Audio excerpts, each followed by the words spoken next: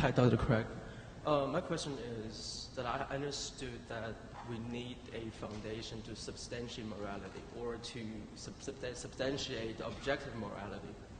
My question is that without having faith in God or in a superior being, or having an atheist view, that how can we not say that this foundation, which I actually believe in, I believe that having this foundation will actually make life better, because we'll have a set of rules to adjust our morality to. But how do you connect this foundation with God, with the superior being?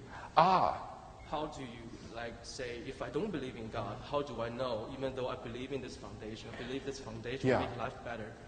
How do I know that? Yeah, that's an excellent question. Well, I think one way would be to realize that moral values are intrinsic to persons, not to things.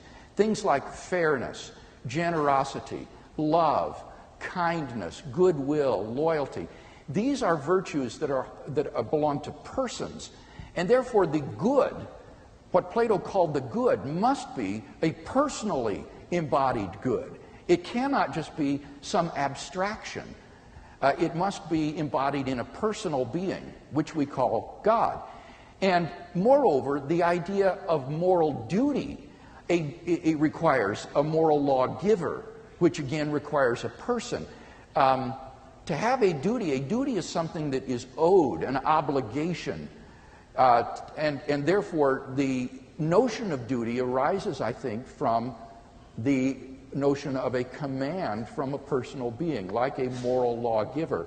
So for both of those reasons, it seems to me that the ground of morality must be in a transcendent, personally embodied good, rather than in some sort of impersonal or abstract principle.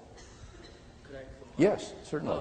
I understand these feelings like fairness, love, these things that we can all feel, but we cannot really say we can substantiate that. Okay. Can you repeat that? I'm not quite catching it. Saying that things like fairness, love, like we speak, those are things that we cannot really substantiate. We cannot say that this is in fact true, just as the chair you're sitting on is true. Yes. But I see that more of, in fact, just as a subjective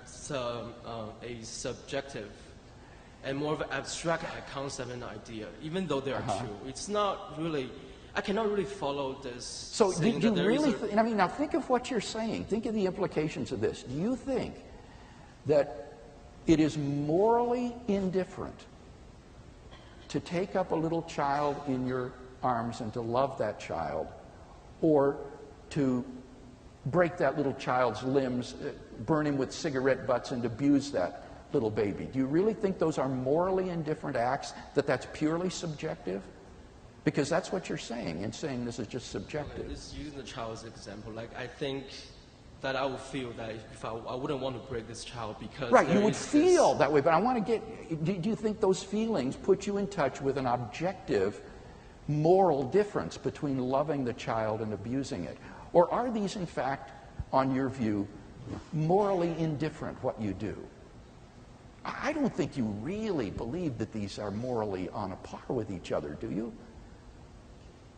You said morally on par? On a par. Morally equal, that it's morally indifferent which one you choose. Because that's what you're implying when you say that these virtues that I named, generosity, love, faithfulness, kindness, are just subjective feelings and not objective values. I more see them as the feelings, just like a kind of human nature that we're born with. I want to try to understand this connection with having these virtues and having faith in God, because I cannot really connect these two concepts here.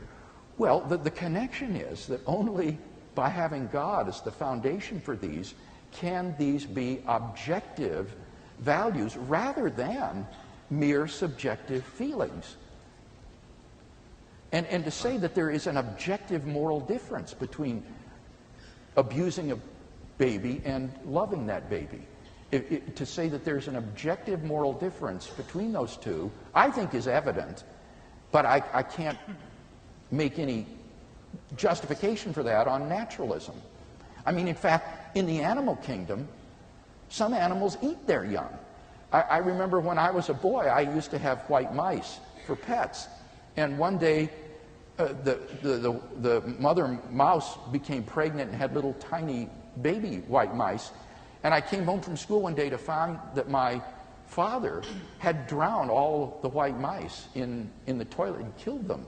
And I was devastated. I was just crushed because I loved these little pets. And I was so angry with my parents for doing this, until later on my mother said, the reason I told your dad to do this was because the mother was eating the babies.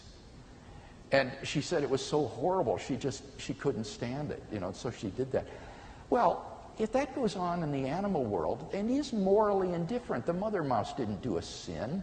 There's no moral obligation there for that mother mouse not to eat the babies for nutrition. But on the human level, I would just want to say, God help us if that's the case.